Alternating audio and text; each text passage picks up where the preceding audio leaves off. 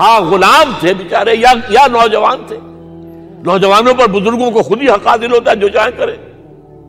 اور غلام تو ملکیت ہوتا ہے، زندہ ذبح کر دے تبھی کوئی پوچھنے والا نہیں. تو جو بیت رہی تھی بلال پر، ابو فقیہ پر، زنیرہ پر، جو ان پر بیت رہی تھی، جو خباب پر بیت رہی تھی، جس طرح ہلاک کیا گیا ہے حضرت سمیہ کو، حضرت یاسر کو، یہ ساری تکلیفیں انہیں بھی تھی. لیکن کیا اس کا یہ بالواسطہ ایذا محمد کے لیے نہیں تھا صلی اللہ علیہ وسلم؟ آپ کے ساتھی آپ کے جانثار ہیں. لیکن آپ ان سے بھی کیا کہیں، فصبروا فصبروا فصبروا. جب ابو جہل بدترین ٹارچر کر رہا تھا حضرت سمیہ اور حضرت یاسر کو رضی اللہ تعالی عنہما، آپ کے علم میں ہے کیسی کیسی ٹارچر کی ہے. جوان بیٹے کو باندھ دیا ایک ستون کے ساتھ، اس کی نگاہوں کے سامنے برہنہ کیا ہے ماں کو.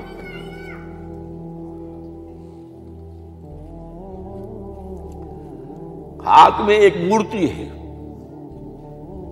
جب تنگ آ گیا، ستا کر تنگ کر کے مار مار کے حضرت سمیہ ٹس سے مس نہیں ہو رہی.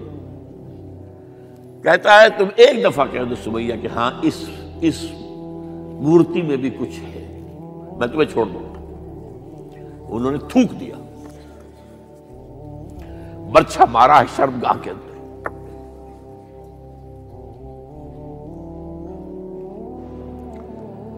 کتنی تکلیف پہنچی ہوگی حضور کو. لیکن آپ گزر رہے، اصبروا یا آل یاسر فإن موعدکم الجنہ. اے یاسر کے گھر والوں صبر کرو، تمہارے استقبال کی تیاریاں ہو رہی ہیں جنت. یہ سیرت کوئی بلاتا سناتا ہے؟ یہ سیرت یاسر کے ساتھ کیا کیا ہے؟ 4 اونٹ نر سانڈ، اور ان کے ساتھ رسے باندھ کر ایک رسے سے ان کا ایک بازو باندھا، ایک سے دوسرا بازو، ایک سے ایک ٹانگ، دوسرے سے دوسری ٹانگ. انہیں دوڑایا ہے کہ پرکھتے ہو جیسے قسم کے. یہ دین ایسے ہی قائم نہیں ہوا. عدل و انصاف کا نظام ٹھنڈے ٹھنڈے قائم نہیں ہوتا، گھر میں آرام سے بیٹھے ہوئے قائم نہیں ہوتا. اور سنیے، 3 برس شیب بنی ہاشم کے تو قید ہے. 3 برس. اور یہاں کی قید پر قیاس نہ کریں. یہاں تو جیل میں کھانے کو ملتا ہے، راشن ملتا ہے، جیسا بھی ملتا تو ہے نا. اور لیڈروں کے لیے تو class A class B class ہے. آپ تو ان کا تو لیڈر تو لوگ جب آتے ہیں جیل کاٹ کر معلوم ہوتا ہے کہ شاید کسی صحت افزا مقام سے تشریف لا رہے ہیں. وہاں کیا تھا؟ Total boycott. ایک گھاٹی، ادھر پہاڑ ادھر پہاڑ، دونوں طرف جو ہے پہرے. کوئی کھانے پینے کی چیز اندر نہیں جائے گی. اور پورا خاندان بنی ہاشم، وہ بھی کہ جو ایمان نہیں لائے، وہ قبائلی زندگی تھی نا. بنو ہاشم چونکہ حضور کو پشت پناہی چھوڑنے کو تیار نہیں ہوئے، ابو طالب نے آخری وقت تک بھی ساتھ نہیں چھوڑا. ہاں آخری وقت کے قریب ایک بات ہو گئی تھی. ایک مرتبہ تو ہوا کہ وفد آیا ہے قریش کا کہ اپنے بھتیجے کو روک لو، وہ ہمارے معبودوں کی توہین کرتا ہے. ابو طالب نے بلایا اور آپ سے کہا کہ یہ کچھ اپنے رویے کو بدلے. آپ نے فرمایا چچا جان، اب تو چاہیے میرے ایک ہاتھ پر سورج اور دوسرے پر چاند رکھ دے، میں اپنے اس مشن کو چھوڑ نہیں سکتا. یہ ہے استقامت. اور ابو طالب کے عین انتقال کے وقت جو معاملہ ہوا، جب وفد آیا ہے کہ ٹھیک ہے اب ہمارا جو ہے صبر کا پیمانہ لبریز ہو گیا ہے، اب ٹھیک ہے آ جاؤ میدان میں، تم بھی ساتھ چھوڑنے کو تیار نہیں ہو. ابو طالب نے بلایا،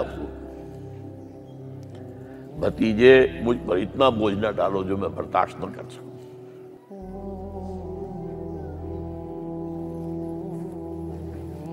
حضور کی آنکھوں میں آنسو آ گئے. چچا جان اب تو یا یہ بات پوری ہوگی یا میں اپنے آپ کو ختم کر دوں، اسی میں ختم ہو جاؤں. 12 شیب بنی ہاشم میں 3 برس اس حال میں گزرے ہیں ٹوٹل بائیکاٹ، کوئی کھانے پینے کی نہیں۔ کچھ لوگ تھے شریف النفس، مثلاً حکیم بن حزام تھے رضی اللہ تعالیٰ عنہ، بعد میں ایمان لے آئے۔ حضرت خدیجہ کے وہ رشتہ دار تھے، وہ پہاڑ پر چڑھ کر ایک طرف سے رات کی تاریکی میں، دونوں دروازے تو بند ہیں، پہاڑ پر چڑھ کر چوٹی سے نیچے اتر کر کوئی چیزیں کھانے پینے کی دے آئے تو دے آئے، بس اللہ علیہ وسلم۔ کوئی اور ایک آدھ ہوگا ایسا۔ یہاں تک نوبت آئی ہے کہ بنی ہاشم کے یہ پھول جیسے بچے معصوم بھوک سے بلبلا رہے ہیں، اور اس کے سوا کچھ نہیں ہے کہ سوکھے چمڑے ابال کر اس کا پانی ان کے حلق میں ٹپکا دیا جائے۔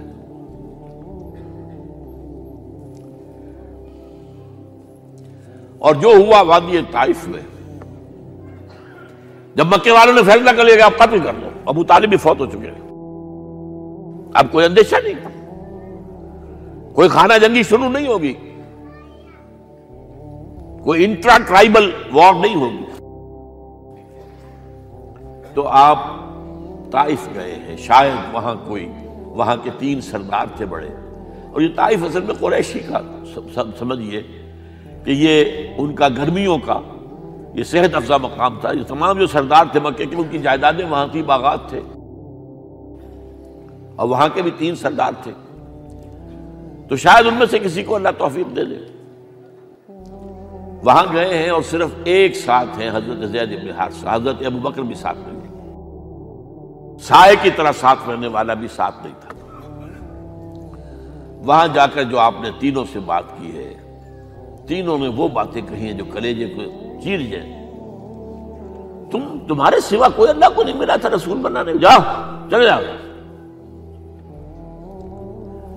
ایک کہتا ہے فوراً چلے جاؤ یہاں سے، اس لیے کہ ہو سکتا ہے کہ تم سچے ہو تو کہیں میں تمہاری توہین نہ کر دوں، اور یہ بھی ہو سکتا ہے تم جھوٹے ہو تو جھوٹے کو میں منہ نہیں لگانا چاہتا۔ 3 دن کی یہ سختی، اور اس میں کیا ہو رہا ہے، اسٹریٹ ارچنز جو کہلاتے ہیں ہمارے یہاں، جھوکرے گلیوں کے، انہیں اشارہ کر دیا ذرا ان کی خبر لو، اب وہ پتھراؤ کر رہے ہیں۔ جیسے ہمارے ہاں کوئی آ جاتا ہے، کوئی نیم پاگل یا کوئی اور کسی طرح کا مست قسم کا آدمی، اور اس کے اوپر چھوکرے چاروں طرف ہوں اور ستا رہے ہوں، یہ نقشہ تھا، اور طائف کی گلیاں تھیں، اور محبوب رب العالمین تھے۔ ادھر سے پتھر آ رہے ہیں تو زید بن حارثہ رکاوٹ بن گئے، لیکن پیچھے سے آ رہے ہیں، وہ کیسے روکیں گے؟ پیچھے جاتے ہیں تو ادھر سے آ رہے ہیں۔ جسم لہو لہان ہے، خون رس رس کر زخموں سے جوتیوں میں آ کے جم گیا ہے۔ پھر وہاں سے آپ نکل کر گئے ہیں، ایک باغ میں تھوڑی سی پناہ لی ہے تھوڑی دیر کے لیے، جوتے بڑی مشکل سے اترے ہیں، خون جمع ہوا، اور وہ جو پھر دعا نکلی ہے آپ کے، وہ کلیجے کو چیر جانے والی ہے۔ اللہم الیک اشکو ضعف قوتی وقلت حیلتی وحوانی علی الناس، اے اللہ تیری جناب میں فریاد لے کر آیا ہوں، اپنی قوت کی کمی کا، اپنے وسائل کی کمی کا، اور لوگوں میں جو رسوائی ہو رہی ہے، الی من تکلنی الی بعید یتجہمنی او الی عدو ملکت امری، مجھے کس کے حوالہ کر دیا ہے، مجھے دشمن کے حوالے کر دیا جو چاہے میرے ساتھ کر گزرے۔ فریاد ہے کہ نہیں؟ بڑی زوردار فریاد ہے، بڑی زوردار، لیکن پھر مقام عبدیت کا ظہور ہوتا ہے۔ ان لم یکن علی غضبک فلا ابالی، اے اللہ اگر تو ناراض نہیں ہے، مجھے اندیشہ یہ ہو گیا کہ کہیں تو ناراض تو نہیں ہو گیا، کہیں تو نے میرا ساتھ تو نہیں چھوڑ دیا، اگر تو ناراض نہیں ہے تو مجھے کوئی پرواہ نہیں، جو ہو سو سر تسلیم خم ہے جو مزاج یار میں آئے۔ واپس آئے ہیں تو مکے میں داخل نہیں ہو سکتے تھے، وہاں تو قتل کا فیصلہ ہو چکا، باہر ہی آپ نے ڈیرا لگایا، زید بن حارثہ کو بھیجا، فلاں شخص کے پاس جاؤ کہ تم اگر امان میں لے لو محمد کو تو محمد آ جائیں، میں تو میری یہ پوزیشن نہیں ہے، میں قریش کے مقابلے میں امان نہیں دے سکتا۔ دوسرے کے پاس بھیجا، اس نے بھی کچھ ایسے جواب دے دیا۔ تیسرے کے پاس جب گئے حضرت زید، مطعم بن عدی، اس نے کہا ٹھیک ہے، میں امان دیتا ہوں محمد کو، وہ آ جائے مکے میں۔ حضور سے آگے کہا، حضور نے فرمایا نہیں جا کر کہو، آ کر لے کر جا۔ کیوں؟ کیا پتا اچانک جو ہے میرے داخل ہوتے ہی کوئی مجھ پر حملہ کرے، قتل کر دے۔ وہ تو یہ کہہ سکے کہ ہمیں کیا پتا تھا کہ مطعم نے جو ہے امان دی ہے، I never knew it۔ اب یہ قبیلے کے اندر یہ ہوتا تھا کہ ایک نے امان دے دی، سب کی طرف سے امان، لہذا حضور نے فرمایا آ کر لے کر جاؤ۔ وہ اپنے 6 بیٹوں کو ہتھیار سجا کر لے کر آیا ہے اور پھر لے کر گیا حضور کو، کہتا ہوا گزر رہا ہے راستے میں، لوگوں سن لو محمد میری امان میں ہے صلی اللہ علیہ وسلم۔ اس لیے آپ کو مکے کے اندر پھر 2-2.5 سال مزید رہنے کا موقع ملا ہے، اور اتنا بڑا احسان آپ نے مانا پھر مطعم بن عدی کا کہ غزوہ بدر میں جب 70 اسیر تھے قریش کے حضور کے پاس، تو آپ نے فرمایا تھا کہ اگر آج مطعم زندہ ہوتا اور وہ سفارش کرتا تو میں ان سب کو چھوڑ دیتا بغیر کسی فدیے کے۔ بہرحال یہ چند باتیں میں نے آپ کو بتائی، باقی تو یہ کہ غار ثور ہے کیسی کیسی، اور پھر غزوہ بدر سے پہلے کی رات ہے، اور وہ آپ کا زندگی کا طویل ترین سجدہ ہے اس میں، جہاں تک یہ الفاظ بھی آپ نے کہہ دیا، اللہ اگر کل یہ جو 313 یہاں جمع ہیں اگر یہ ختم ہو گئے تو پھر قیامت تک تیرا نام لینے والا کوئی نہیں ہوگا، میں آخری رسول اور میری یہ 15 برس کی کمائی ہے۔ اس وقت کہا حضرت ابوبکر نے، وہ پہرےدار کی حیثیت سے کھڑے تھے، کہ حسبک حسبک حضور بس کیجئے بس کیجئے۔ بہرحال بدر ہے، احد ہے، زخمی ہوئے ہیں، دندان مبارک شہید ہوئے ہیں، خون اتنا بہا ہے کہ بے ہوش ہو گئے ہیں، اور خبر اڑ گئی ہے کہ آپ شہید ہو گئے۔ یہ سب کچھ، اور سب سے بڑھ کر حمزہ کی لاش سامنے آئی، کیسی لاش، ناک کٹی ہوئی ہے، کان کٹے ہوئے ہیں، پیٹ چاک کر کے کلیجہ چبایا ہوا ہے، کس طرح برداشت کیا ہوگا آپ نے؟ اپنے اوپر تاری کر کے دیکھیں، یہ حمزہ کون ہے؟ چچا ہے، دودھ شریک بھائی ہے، خالہ داد بھائی ہے، ساتھ کا کھیلا ہوا ہمجولی ہے، اور اس کی لاش ہے۔ جو قلب اطہر پر بیت رہی تھی وہ مدینے میں آ کر ایک بڑا ماحول بدلا ہوا تھا، تب وہ بات سامنے آ گئی۔ جب آپ مدینے واپس تشریف لائے ہیں تو ظاہر بات ہے کہ زیادہ انصار کے لوگ تھے جو شہید ہوئے تھے۔ بدر میں مہاجرین تو میرے خیال ہے 1/4 تھے نمبر کے اندر، 3/4 تو انصاری تھے۔ اسی طریقے سے احد کے اندر معاملہ ہے، تو مختلف گھروں سے عورتوں کے بین کرنے کی آوازیں آ رہی تھی، اس لیے کہ اس وقت تک بین کرنا حرام نہیں قرار دیا گیا تھا، ممنوع نہیں تھا۔ آوازیں سن کر حضور کی زبان مبارک سے نکل گیا، اما حمزہ تو فلا بواکی لہو، ہائے حمزہ کے لیے تو کوئی رونے والی بھی نہیں ہے۔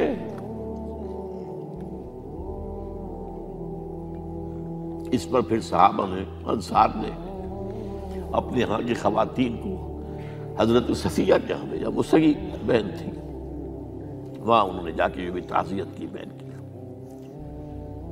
غزوہ احزاب کا آپ نے سنی لیا، اسوہ رسول پر نہ معلوم کیا کیا باتیں چیز لوگوں میں مشہور ہو گئی ہیں۔ اسوہ کا لفظ آیا کہاں ہے قرآن میں؟ سورہ احزاب میں۔ وہ اسوہ کیا تھا؟ جب خندق کھودنے کا فیصلہ ہوا ہے تو خندق کھود رہی ہے، حضور بھی لگے ہوئے ہیں، بھاری بھاری پتھر اٹھا کر کندھے پر لا کر باہر پھینک رہے ہیں، پتھریلی زمین تھی، ایک پتھر کسی سے ٹوٹا نہیں تھا، تو حضور نے جو ہے 3 دفعہ جو اس کی ضرب لگائی تب ٹوٹا ہے۔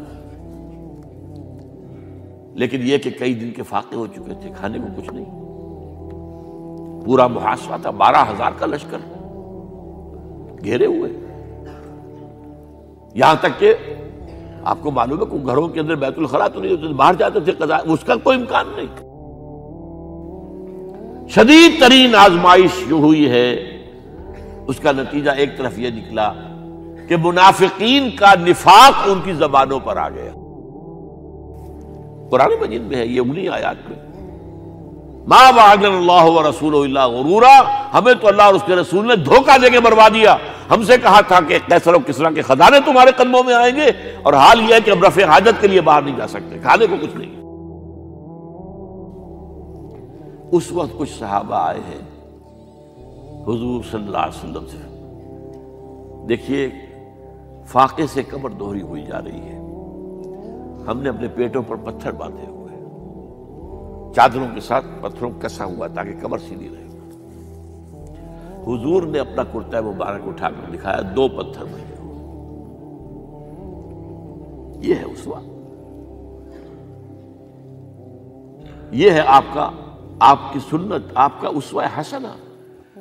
لیکن اس اسوہ حسنہ سے فائدہ کون اٹھا سکتا ہے؟ لقد کان لکم فی رسول اللہ اسوۃ حسنۃ لمن کان یرجو اللہ والیوم الآخر وذکر اللہ کثیرا۔ اسوہ تو اپنی جگہ ہے، قرآن میں ہدایت سب کے لیے، ھدی للناس، لیکن فائدہ اٹھائیں گے صرف متقین، ھدی للمتقین، ہے سب کے لیے، اسوہ سب کے لیے ہے، لیکن استفادہ وہی کر سکے گا جو 3 شرطیں پوری کرے، اللہ اور یوم آخر پر ایمان اور اللہ کا ذکر کثرت کے ساتھ۔ بہرحال یہ میں نے آپ کے سامنے اس حوالے سے رکھا ہے، یہ اسوہ جو ہے حضور کا، یہ ہم پر اتمام حجت ہے۔ دیکھیے نوٹ کیجئے، پوری نوع انسانی پر اتمام حجت، اسلام کا نظام عدل اجتماعی جو قائم کر کے دکھا دیا، حجت قائم، اسے انگریزی میں کہتے ہیں اٹس ڈویبل، کیا جا سکتا ہے، یہ کام ہو سکتا ہے، اس لیے کہ زمین پر قدم بہ قدم چل کر یہ انقلاب آیا، محنت سے آیا، مشقت سے آیا، ایثار سے آیا، قربانیوں سے آیا، تکلیفیں جھیل کر آیا، صبر و مصابرت سے آیا، استقامت و مقاومت سے آیا۔ یہاں پر معجزوں کی کار فرمائی نہ ہونے کے برابر ہے۔ یہاں دھوپ سے بچانے کے لیے کوئی اللہ نے صاحبان نہیں دیا، ظل اللہ علیکم الغمام، اور بھوک سے بچانے کے لیے من و سلوہ نازل نہیں ہوئے۔ غزوہ تبوک میں ایسا بھی ہوا ہے کہ 3 مجاہدین کا 24 گھنٹے کا راشن ایک کھجور، ایک نے منہ میں رکھی، کچھ چوس لی، کچھ گلوکوز چلا گیا اس میں سے، دوسرے کو دے دی، اس نے چوس لی، پھر تیسرے کو، من و سلوہ نازل نہیں ہوئے۔ محنت، مشقت، ایثار، قربانی، صبر، مصابرت، استقامت، مقاومت، یہ ہے اسوہ رسول۔